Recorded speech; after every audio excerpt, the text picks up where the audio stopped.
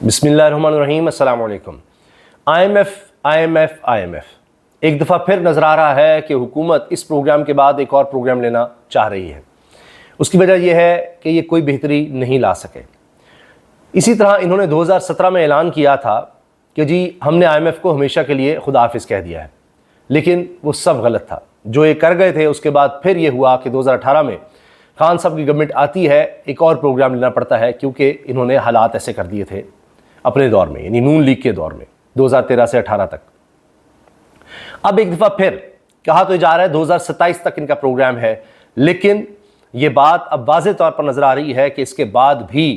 جس طرح سے یہ حکومت چل رہی ہے، جس طرح سے معاملات کو لے کر آگے بڑھا جا رہا ہے، تو ایک اور پروگرام آئی ایم ایف کا ہوگا۔ اور آئی ایم ایف کے ایک پروگرام کا مطلب ہے مزید سختیاں، مزید ٹیکسز اور مزید مسائل۔ اس کی وجہ یہ ہے کہ آئی ایم ایف دیکھتا ہے کہ جی آپ نے اپنی کمائی بڑھانی ہے، ٹیکس لگائیں آپ، جس طرح بھی ہو سکے آپ نے ہمارے قرضے واپس کرنے ہیں۔ اب حکومت کیا کر رہی ہے، یہ قرضے لے کر ایک تو پرانے قرضے بھی اتارے جا رہے ہیں، اور ان قرضوں کے ساتھ ہو کیا رہا ہے، اپنے خرچے کم نہیں کر رہی۔ یہ صرف دکھاوے کے لیے ہے، اشتہاروں کے لیے ہے کہ جی یہ کر دیا وہ کر دیا، ورنہ آج بھی آپ دیکھیے سرکاری گاڑیاں اتنی ہی ہیں، پیٹرول بھی اسی طرح خرچ ہو رہا ہے، سب کچھ اس طرح چل رہا ہے۔ اب جب حالات یہ ہوں گے تو پھر استعفوں کی باتیں تو ہوں گی۔ اب آپ اندازہ لگائیے کہ محمود خان اچکزئی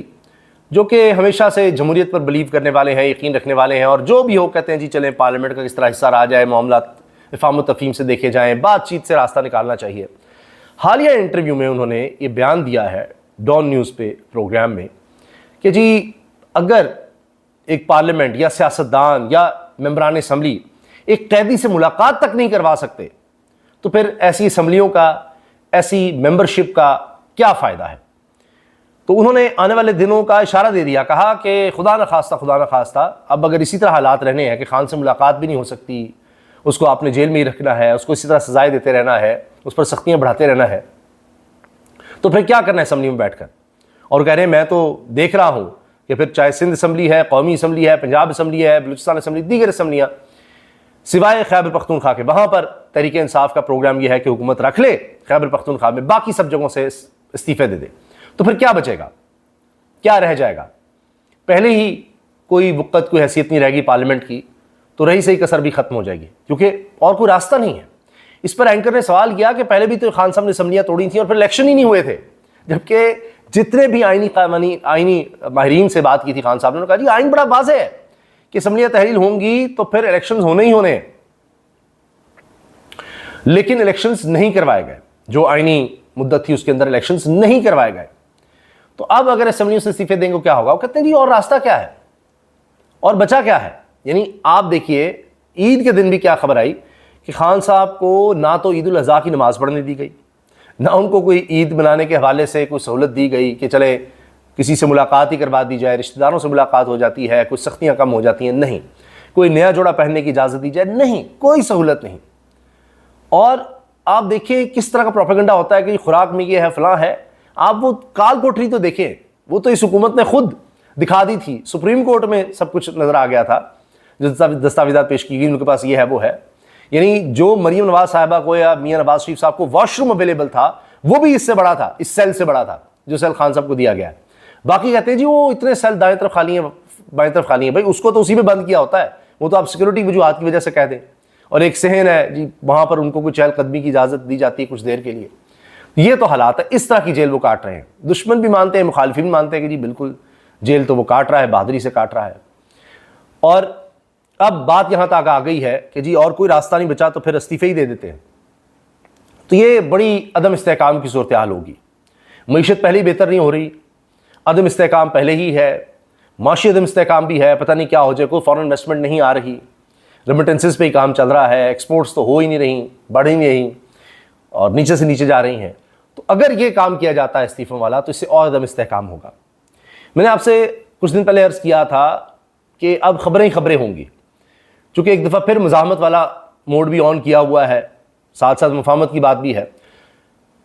اب خبر یہ آئی ہے کہ 2 جون کو ایک دفعہ پھر وزیر اعلیٰ خیبر پختونخوا سہیل آفریدی آ رہے ہیں۔ ابھی پچھلی دفعہ بھی آپ نے دیکھا کہ ایک مین شاہراہ پر روک لیا گیا تھا ان کو،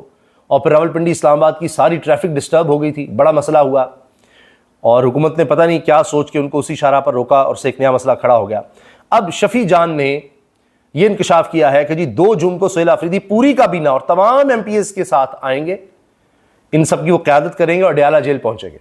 اب ایک بار پھر لگ رہا ہے کہ ٹکراؤ ہونے جا رہا ہے، کیونکہ انہوں نے کہا ہے کہ اگر ملاقات نہ ہوئی تو ہمارا رد عمل شدید ہوگا، شدید رد عمل کا انہوں نے اشارہ دے دیا ہے۔ تو یہ جناب آنے والے دنوں میں صورتحال ہے۔ باقی آج عید کے دن کے حوالے سے ماہرین معیشت بتا رہے ہیں کہ اس دفعہ عید پر لوگوں نے خریداری پہلے سے بہت کم کی ہے، اور یہ جب سے حکومت آئی ہے تب سے لے کر اب تک یہ ہم ایک پیٹرن دیکھ رہے ہیں کہ نیچے سے نیچے کام جا رہا ہے، اور اس کے بارے میں اب باقاعدہ معاشی ماہرین آگاہ کر رہے ہیں کہ 2022 کا موازنہ کیا جائے تو پاکستان میں 1 کروڑ جانوروں کی قربانی کی گئی تھی 2022 میں، مسلسل اب کمی آ رہی ہے اور اب 65 لاکھ تک پہنچ گئی ہے تعداد جانوروں کی جن کی قربانی کی گئی ہے۔ کہاں 1 کروڑ 2022 میں اور کہاں اب 65 لاکھ پر۔ اب مہنگائی اتنی زیادہ ہے، ایک طرف مہنگائی ہے اور دوسری طرف قوت خرید بھی نہیں ہے، یعنی اگر مہنگائی بڑھ بھی رہی ہو تو آپ کی فرض کرے کہ آمدنی بڑھ جائے، تنخواہ بڑھ جائے، آپ کے پاس رقم زیادہ آ جائے تو آپ گزارا کر لیتے ہیں، لیکن اب ایک طرف مہنگائی بڑھ رہی ہے، دوسری طرف آپ کی قوت خرید بھی نیچے جا رہی ہے، ٹیکسز بڑھتے چلے جا رہے ہیں، آپ کی آمدن کم ہوتی چلی جا رہی ہے، بے روزگاری بڑھ رہی ہے، تو اس سے بھی اب یہ مسائل پیدا ہو رہے ہیں۔ پھر میں نے جو عرض کیا نا کہ ان کے پاس اور کوئی راستہ نہیں ہے، پھر IMF کے پاس جائیں گے اور زیادہ ٹیکسز لگاؤ، اور زیادہ بجلی مہنگی کرو، گیس مہنگی کرو، یہ بھی آپ کو عید کے فوری بعد یہ چیزیں نظر آنا شروع ہو جائیں گی جو میں عرض کر رہا ہوں، بجلی اور گیس مہنگی ہونا اور یہ سب کچھ ہونا، کیونکہ بجلی اور گیس کا مجموعی گردشی قرضہ 5100 ارب روپے تک پہنچ گیا ہے۔ آپ اندازہ لگائیے، انہوں نے بینکوں سے قرضہ بھی لیا کہہ کر کہ جی ہم اب سرکولر ڈیٹ ختم کریں گے، لیکن وہ بڑھتا چلا جا رہا ہے، اور بجلی کا اور گیس سیکٹر کا اس میں چوری بھی ہے، اس میں ان کی ٹرانسمیشن لاسز بھی ہیں، ان کی اپنی کارکردگی آپ دیکھ لیجیے جو نظر آ رہی ہے اس کی وجہ سے بھی 5100 ارب روپے تک یہ گردشی قرضہ پہنچ گیا ہے۔ اب انہوں نے کس طرح اس کو ختم کرنا ہے، یہ کوشش کریں گے بجلی اور مہنگی کریں، گیس اور مہنگی کریں، لوگ آلٹرنیٹ کی طرف چلے جائیں گے جس طرح سولر ہے، اور اس طرح گرڈ سے نکلتے چلے جائیں گے آہستہ آہستہ، اور یہ پھر اور مہنگی کریں گے، ان کے پاس اور کوئی راستہ نظر نہیں آ رہا، تو یہ اب پھنس چکے ہیں۔ جس طرح انہوں نے IPPs لگائے تھے اور توانائی کے شعبے کا بیڑا غرق کیا، اب انہوں نے کوئی راستہ چھوڑا ہی نہیں اس مملکت کے لیے۔ البتہ ان کے اعلانات اور بیانات ضرور ہیں، مثال کے طور پر رانا ثناء اللہ کہہ رہے ہیں جنگی صورتحال نہ ہوتی تو وزیر اعظم بڑا ریلیف پیکیج دیتے۔ 4 سال ہو گئے ہیں یہ باتیں سنتے ہوئے، 4 سال کان پک گئے، کپڑے بیچ کر میں گندم سستی کر دوں گا، آپ اندازہ لگائیے، گندم مہنگی سے مہنگی ہوتی چلی گئی، ہر چیز مہنگی ہو گئی۔ اب جی جنگ نہ ہوتی، ہر دفعہ کوئی بہانہ ہے، اب یہ ہو گیا، اب فلاں ہو گیا، 4 سال ہو گئے ہیں، کون سا آپ نے ریلیف دیا ہے؟ اور